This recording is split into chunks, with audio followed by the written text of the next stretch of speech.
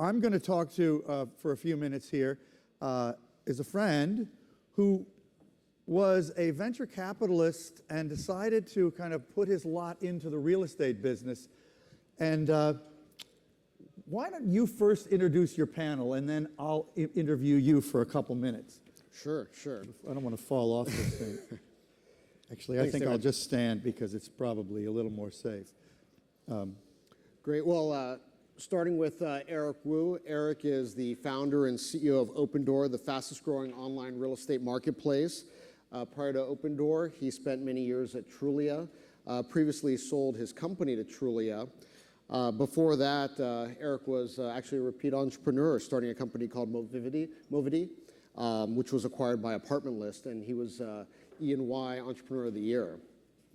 Adina Hefetz, further down the row, is founder and COO of Divvy Homes. Prior to Divvy, she was leading the fintech practice at DFJ and has actually a lot of experience in fintech, being very early at Square and leading some of their early product teams. And then Michelle Chen. Michelle brings a different perspective from the transportation industry. Companies like Ofo and Uber. If you haven't heard of Ofo, they've raised over $2 billion in capital in China for bike sharing. And the reason why I invited Michelle onto the panel is because transportation is actually having and will continue to have a big impact on the real estate world. And Michelle will help us get a perspective on that. She also worked for many years in China, and I think can give us a great international perspective as well. So that's just a good way to understand who's on stage, and each of you will get plenty of chances to talk about what you're up to. But so Jake, what led you to get interested in the real estate industry as a tech opportunity in the first place? Yeah, for me, it's funny. In 2000, I was working for Cisco and got recruited by Lightspeed Venture Partners. I had a bunch of friends that were going over to Google, and I thought, I'm not an advertising person. This advertising industry isn't for me. And what I didn't get was, if you're taking a pillar of the economy and you're the first person to bring it from offline to online, there's going to be a special opportunity there. In venture, you talk about billion-dollar TAMs and $10 billion TAMs. Here, we're talking about trillion-dollar TAMs, advertising, or what Amazon did with retail. And so in 2011, as I learned this perspective, being in the venture industry, I thought, what pillar of the economy has really not made its first-order transition fully from offline to online? And real estate popped to the top of the list. What I saw was companies like Zillow and Trulia were making early hay in the content side of that equation. But I always viewed there being two sides to the migration of offline to online, a content side and a commerce side. And oftentimes they were different companies. You do different things to be a great content company versus a great commerce company, a la TripAdvisor and Priceline. Here we are 20 years later, and they barely compete. And so my view was content companies are starting to make their way online. Where is the puck going? It's going to go to commerce. And so that's why in 2011 I thought, okay, the opportunity for building an online commerce play in real estate could be the special opportunity to take advantage of this trillion-dollar TAM. So quickly, TAM being total addressable market, I mean, trillions of dollars of something is going to happen. But what's the company you got involved in? Tell us the quick story of that. Yeah, so the company is 10x.com. We built an online marketplace for B2B real estate transactions. So my view was, what does the internet do really well? It creates transparency, efficiency. It aligns interests of buyers and sellers, and that's everything that the real estate industry was not, right? It's just not a transparent, efficient marketplace. Interests are not aligned. And so I focused on the B2B segment because there was a great repeat buyer, both residential investors, commercial investors, and I saw that as a low-hanging fruit. And so we used the internet to make that process, a much better process, a more efficient process. Ultimately grew it to about $10 billion a year of transactions online. This is commercial real estate transactions. B2B, both residential and commercial. So homes bought for investment purposes, right, not to live in. And then, of course, commercial properties bought for investment purposes. So about $10 billion a year in transactions all online. Well, I think that we should go from there into your panel because you helped us organize this, which I'm very pleased about, and thank you all for joining. You're the expert, so take it away, and eager to hear what happens. Great, thank you. So let's just start by going down the row, and then I'm going to talk to each of the panelists for a little bit about what their company does and what they see as interesting. But I want to open it up to everybody in the audience at the end. Please think about questions as we get to that point. So just starting, Eric, tell us, what does Opendoor do and why is it important? Good question, broad question. Appreciate you having me. So the mission behind Opendoor is to empower millions of people every year with the freedom to move. We want to solve the problem of helping people buy and sell real estate and making it a frictionless and over time free experience.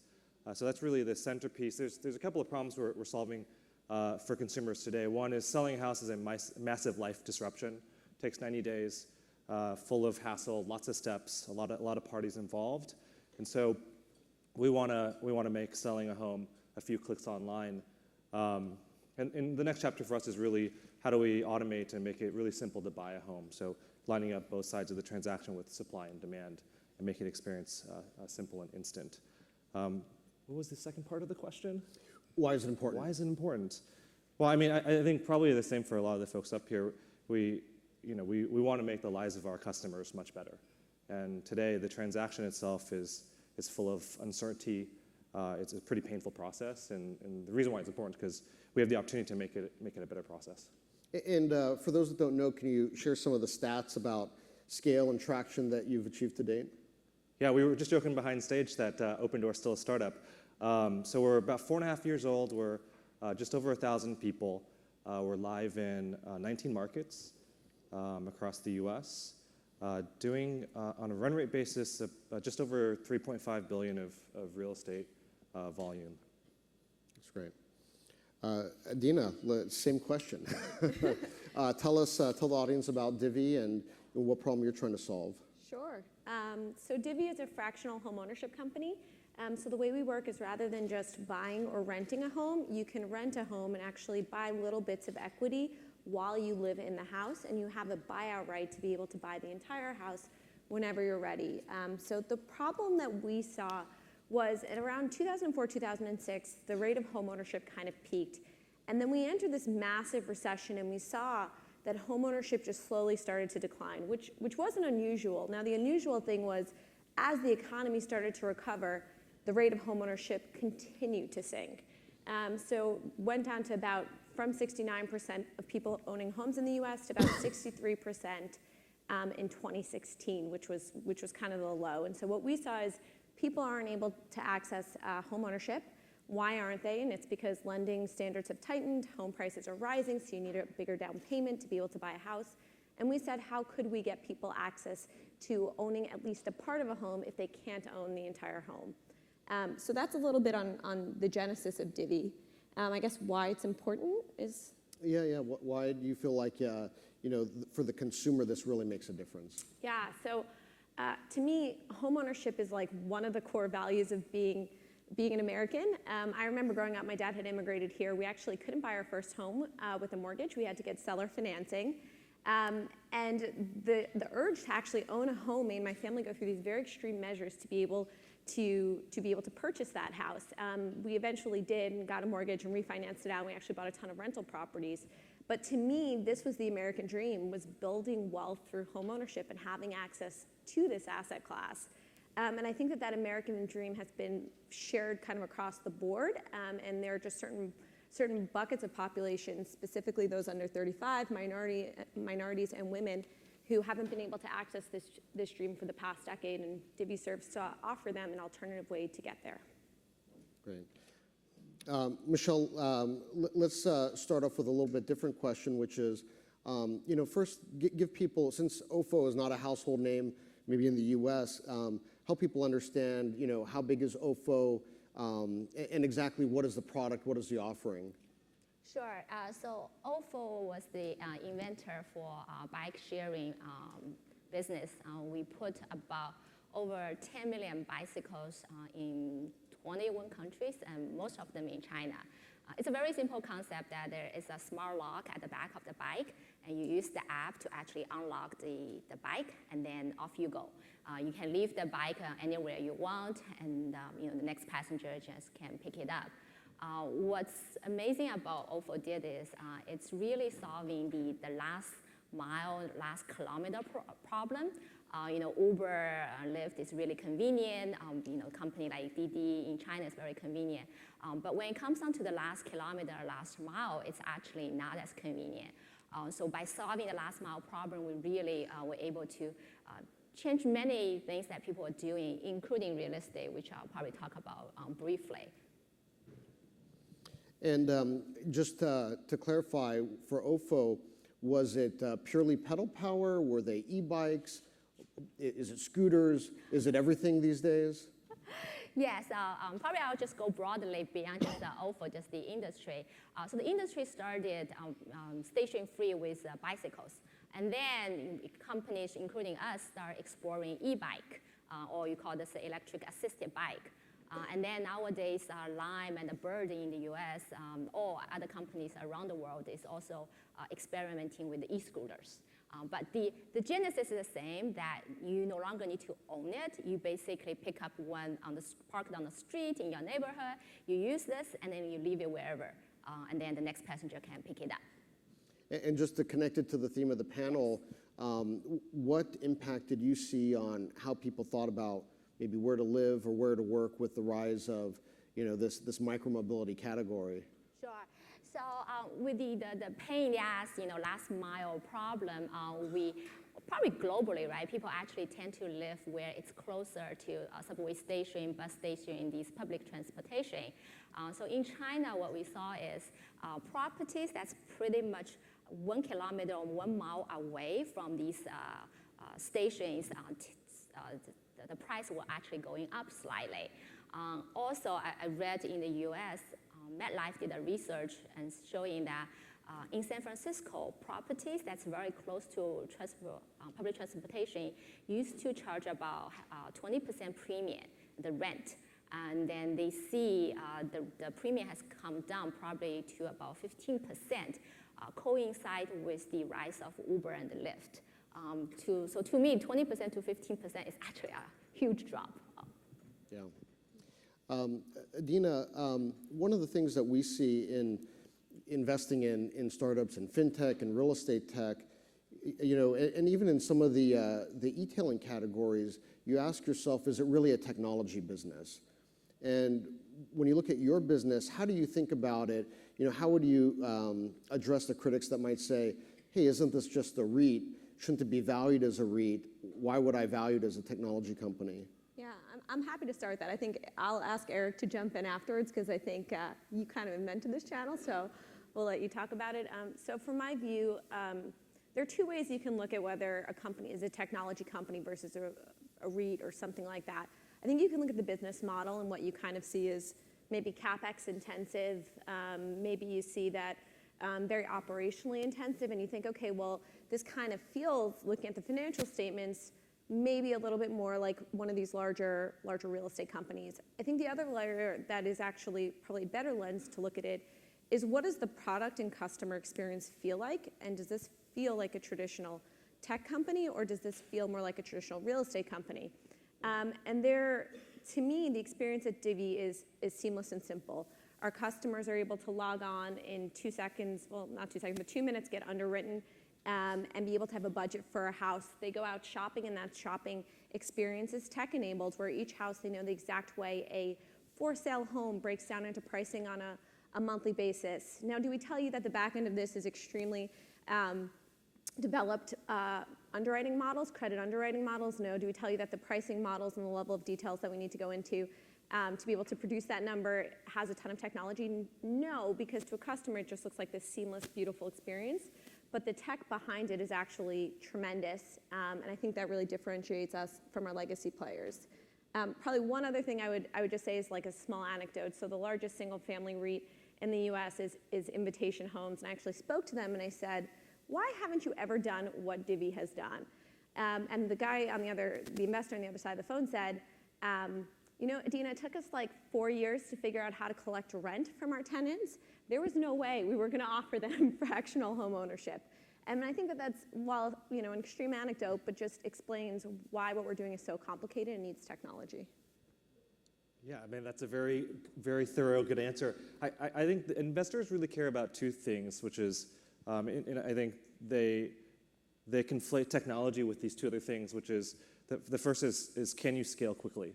And it's easy to wrap your head around how technology can scale quickly because you push some code live and it actually gets distributed globally. But really, the first piece is, can you scale really fast? And I think software has that characteristic. The second piece is how defensible is the business, and are there network effects? And I think at Opendoor, we think a lot about how do we ensure that we're investing in the infrastructure for the transaction to make it scalable and defensible over time.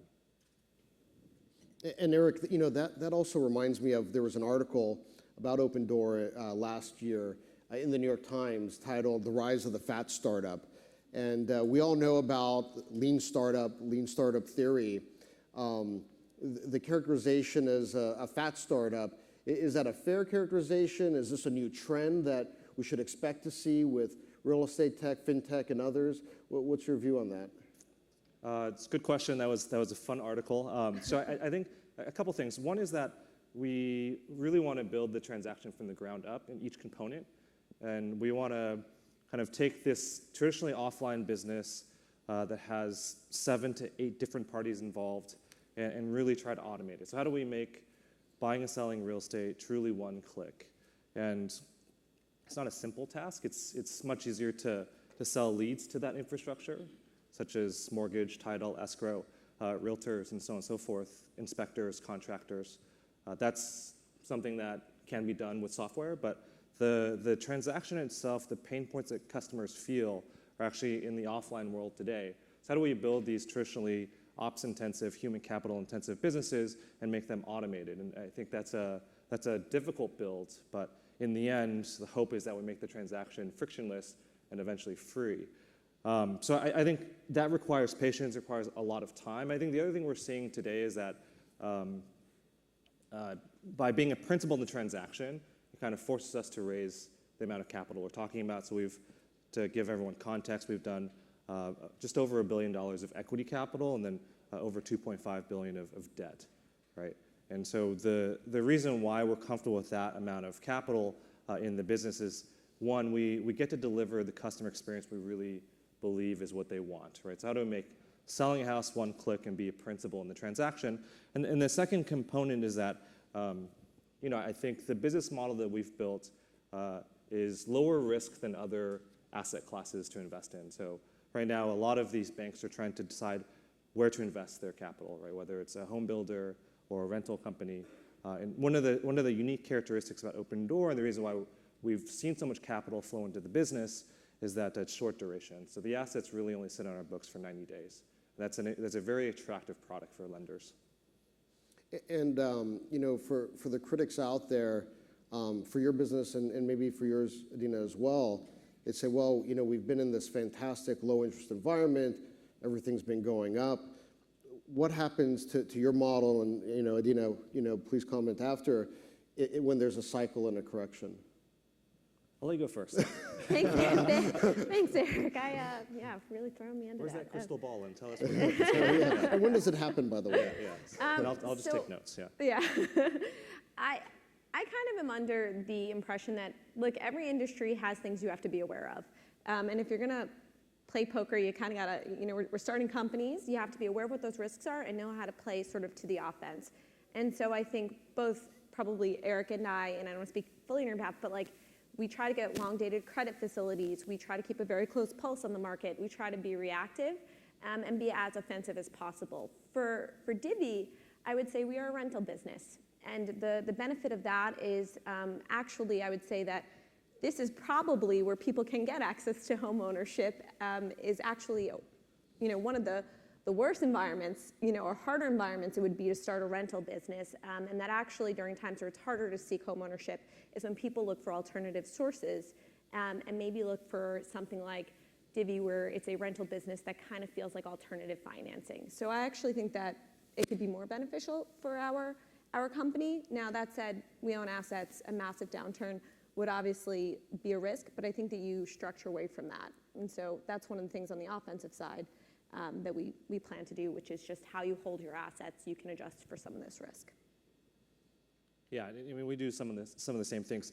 You know, I would say Opendoor today isn't fully cycle tested, though we've demonstrated with data that Opendoor operates in flat markets, can work well in up markets, and can work well in down markets. The one thing that I wanted to add on top of that, outside of the right structure, looking at the right indicators, ensuring that there's kind of flow through the system, is that the value that we're providing today to sellers is really twofold. It's simplicity and certainty. Right? How do we make the transaction really simple and elegant? How do we give you certainty of execution? And when there's more volatility in the market, the desire, the need, the demand for those two things increases. So our biggest toggle today is, one, we're expanding nationwide, which gives us geographic diversity, which limits the risk. The second thing is we can toggle the fee based on what we're seeing in the market, and we do that daily. You know, we're talking about business models, the robustness of business models. Michelle, in the ride-sharing world, micromobility world, there's a ton of subsidizing going on. Tell us, what's your view on the business models there and how robust and anti-fragile or not they are, given the subsidies that we're seeing in that environment? Yeah, so early on when I had an email conversation with Jake, I actually think one of the biggest challenge for the industry is the fact that pretty much nobody has made money. I did read this morning that Uber said by having Uber Eats doing really well, maybe that part of the business can become profitable. So with that said, I do think transportation itself is so important. I'll quote someone, so the founder of Zipcar, she actually said that transportation is the gateway to freedom, opportunity to freedom. So that's something just incredibly important to us. And I think, you know, home ownership are these things as well. So in some ways, the companies in the industry are all proactively trying to figure out ways to actually become profitable. With that said, it's going to be hard. I have read they are working with, you know, municipal governments, for example. I think it's in New Jersey or somewhere. The government was thinking about building a garage, a parking area for a subway station, but they realized it's probably better to subsidize people's Uber rides instead of building, you know, spending all that money actually building the parking garage. So there are ways companies are trying to do in order to find additional revenue streams, but become profitable is actually hard. One thing is extremely important and is about increasing the utilization, right? So Uber nowadays, all hopeers will use Uber Express Pool. It's the same thing. The more you pack into the car, the more frequent you use the bicycle, the e-scooters, then the better return for the companies. And you know, as we talk about, you know, people see obviously ride sharing all around us. The micromobility phenomenon is a new phenomenon, relatively speaking, and you know, maybe even just generationally it applies. You know, I haven't done a ride on an electric scooter yet for fear of killing myself, but it's really taken off. You know, it's really a thing. And I was at a wedding recently. My younger cousin, who's in his 20s, swore by being able to take the scooter around Santa Monica. And why has it become a thing? What nerve has it hit?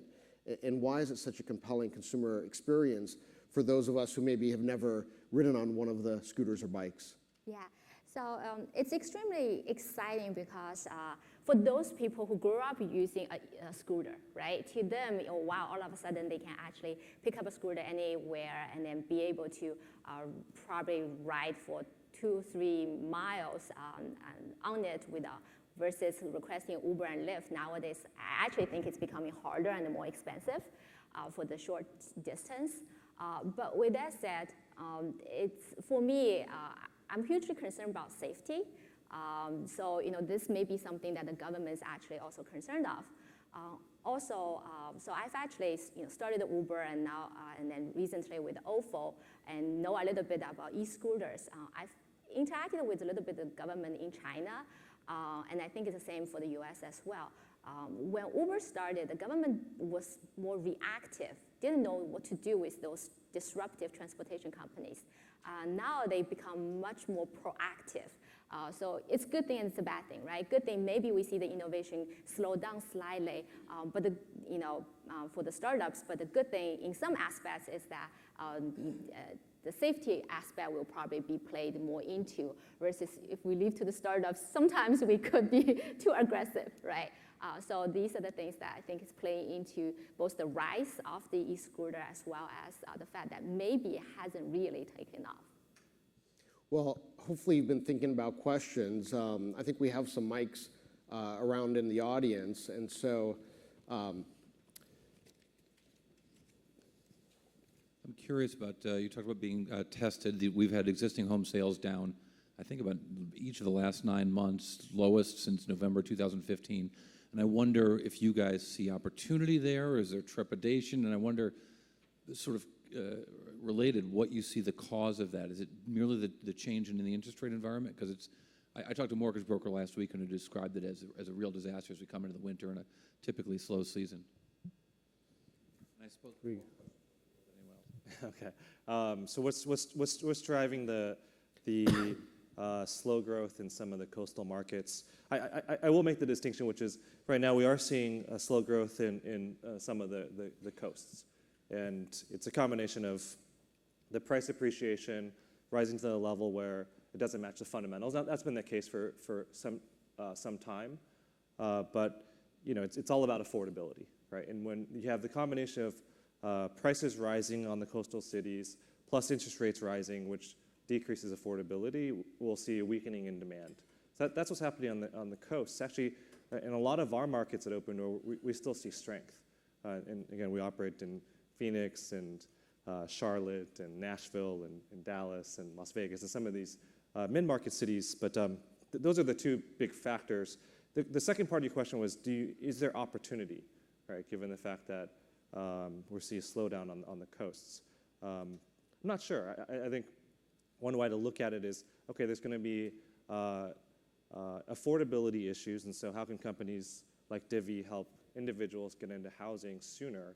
And there's probably some fintech innovation happening now around some fractional ownership of people who really want to own but actually can't afford. So some version of what you guys are doing, but for the larger cities. But yeah, that's what our perspective is. Okay, we're monitoring the data. Not all cities are slowing, but in terms of the opportunity, I think companies like Divvy will be well positioned. I'd probably piggyback off of that. We operate in Cleveland and Atlanta and Memphis. Cleveland, we saw home sales for last month up 5% year over year, 5 to 6%, and in Atlanta, 10% year over year. So it's definitely focused or concentrated more on the coast than it is middle of America. And then secondly, I do think a lot of it is driven by rising interest rates. And I had dinner last week with Fannie Mae, and what they are seeing actually is a switch from refis out to new home purchases. But overall volume is declining as a result of that. But I do think it does create opportunity. I think with Opendoor, in these environments where there might be some market fluctuations, even though I'm sure the coasts aren't exactly where you operate. But there's opportunities then, I think, for sellers who do want to sell quicker and want to take advantage of doing so, and Opendoor is the right platform for that. And then at least for Divvy, I think that alternative financing comes into play more during this situation where housing does become slightly less affordable with rising interest rates.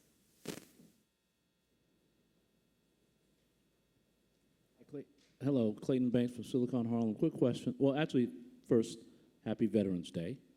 And second, Stan Lee just passed, so all of us who are comic book nuts, our great hero has passed today, so it's unfortunate. I just wanted to ask a real estate question. Are any of you focused on the infrastructure of the real estate that you represent, like the connectivity, the broadband, the access? I'm curious how much investment you are all putting into that. Even with bikes, what type of connectivity can bikes actually add to a city, from a smart city perspective? Just curious if any of you are working in that space. I'm happy to start. So we do a lot around if you're thinking about how do we automate the entire transaction end to end from selling to trading to buying, we believe that search is mostly solved. There's a lot of great companies working on helping you search for a home online, and this is kind of the Trulia, Redfin, Zillow, Realtor companies. But one of the things we've invested in is how do we make the offline experience self-service on demand. So we do retrofit every single one of our homes with hardware that speaks to smart locks and motion sensors, and so we've enabled for our homes today, and we're working on homes outside of our network, how do we enable a self-service on-demand touring app? And so we have to connect all of our homes. And one of the things that's been obvious to us as consumers use the system is actually they want that for their house themselves. And so I'm not sure if Opendoor is going to be the one providing that service, but this notion that every home should be retrofitted with a connected device that allows access is something that consumers want as well. Yeah, and then for transportation for these bikes, of course we want to put them where people want it, right? So during the morning, it's usually between your home to the public transportation stations, and then at night it's between the office and the public transportation places. So we do wherever possible, if operational-wise, to actually move the bicycle to be more convenient for users. David? Thank you. My name is Vicente López Ibor, founder of Lightsource. Well, I think one of the key elements of today's huge economical transformation is a new dialogue between sectors. Real estate talks with energy, with mobility, with digital. So my point is, to what extent do you consider this clean energy transformation in your business model, and to what extent is being involved on it? Thank you. I don't think, at least within Divvy's model, I mean, we're Series A, we're probably about a year old, so we're still kind of early, so we haven't really gotten to the point of starting to think about retrofitting homes or towards clean energy, whether it be solar or something else.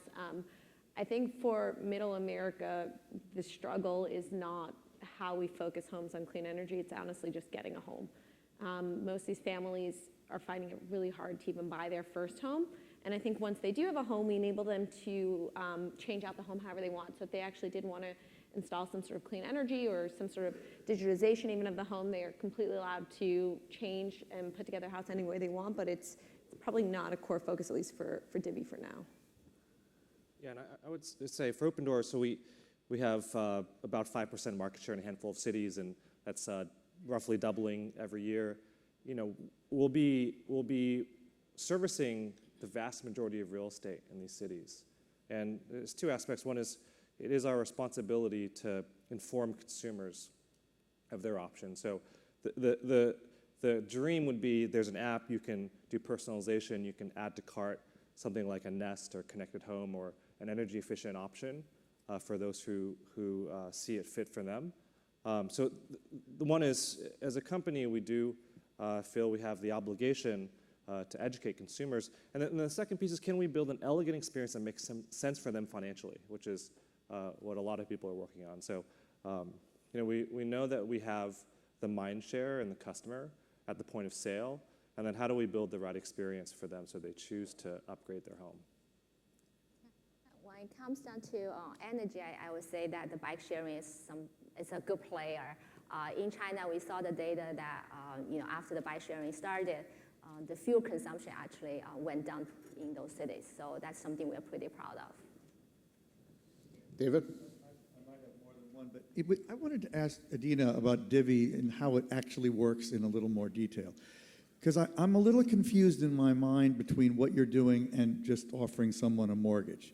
So could you just go through what exactly you do? And my apologies for making it, but since a lot of people came in a little late because we had a lunch delay, it might help them understand who they're listening to too. Sure.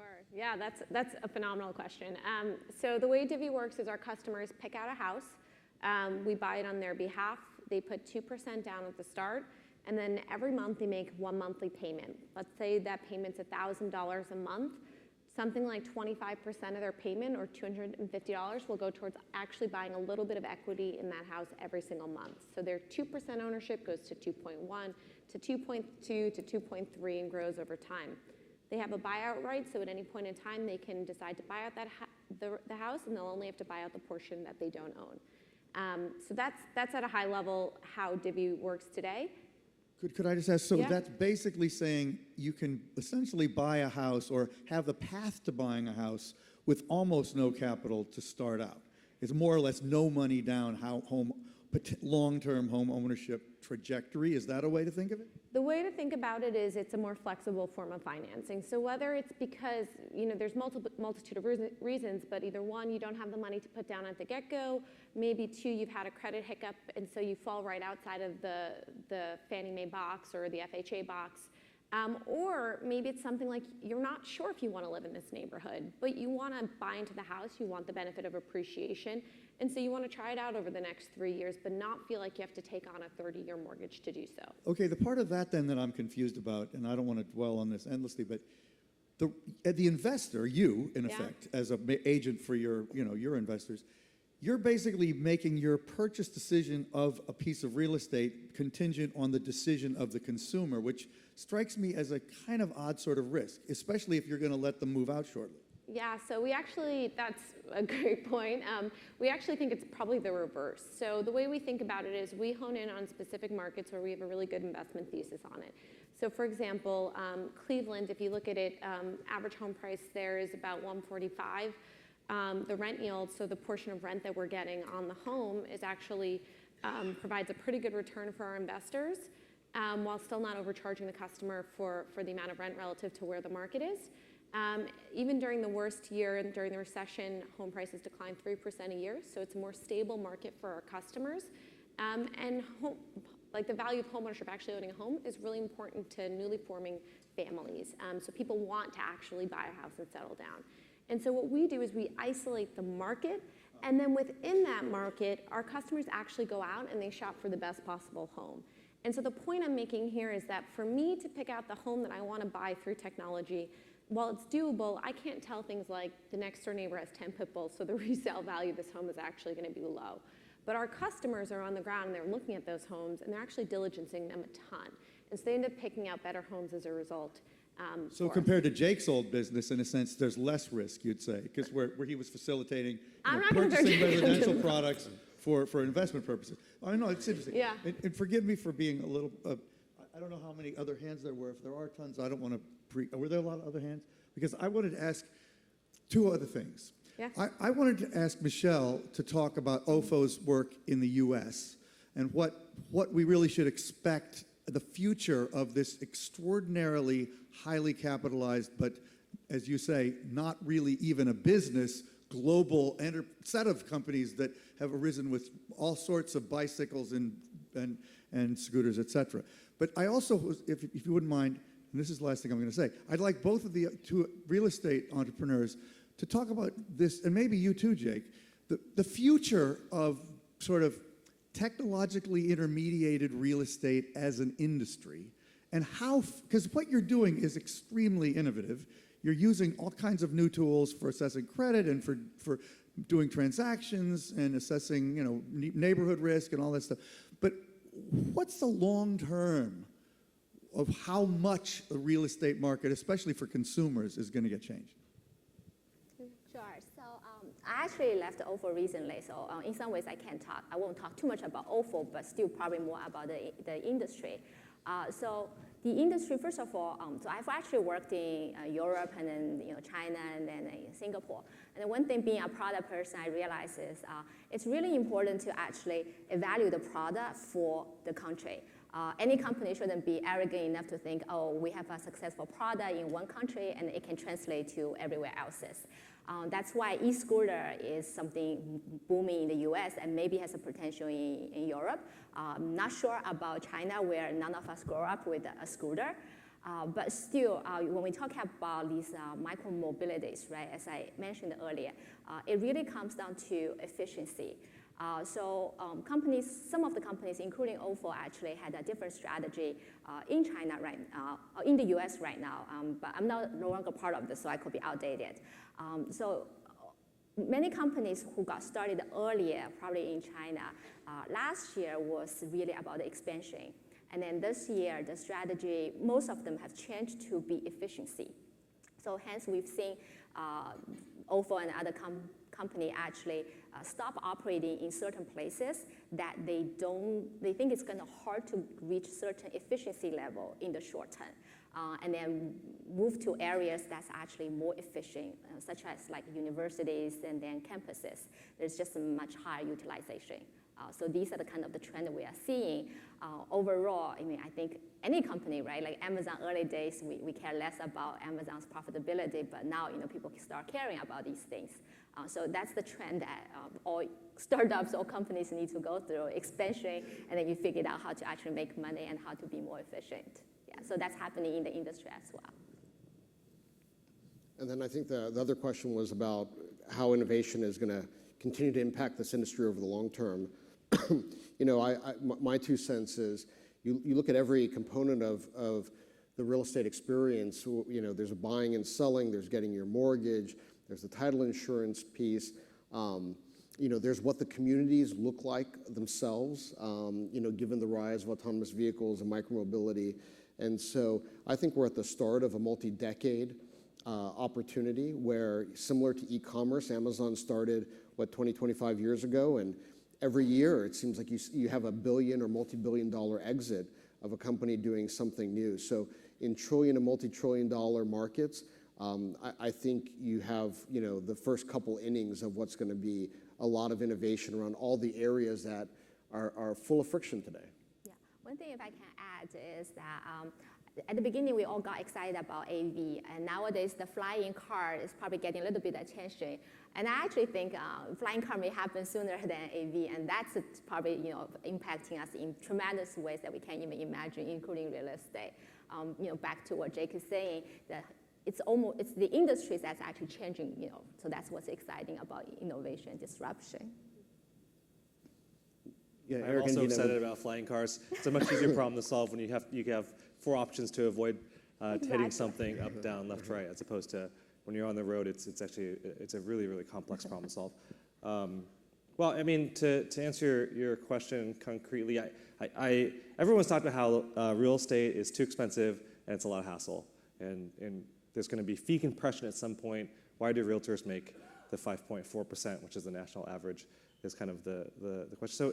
So I do think that it's one of these things where we know that the transaction is too expensive and it's painful today, and hopefully companies like Opendoor can start to automate a lot of the steps to remove the cost from the system and create that fee compression that should exist. But I do think that real estate's different in that it's a highly infrequent transaction.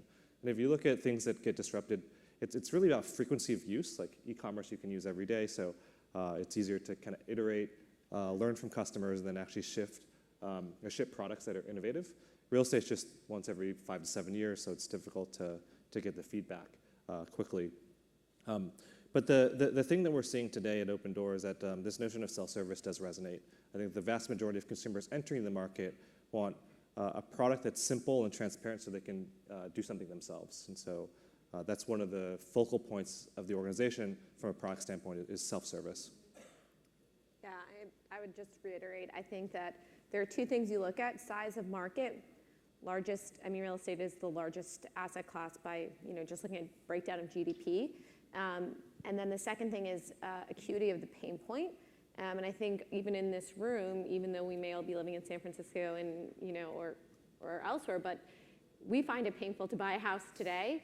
I can't imagine how the rest of the world feels in middle America, right? And so I think that those 2 things explain why I think it's being disrupted today, and I think the future is going to look like a much more clear, transparent, simple, beautiful experience, whether you're financing a house, whether you're listing and selling a house, whether you're even just getting homeowners insurance on your home. It's going to be a better experience. Great. Well, I think that does it for our panel. Please help give me a hand and thank our panelists. Great discussion.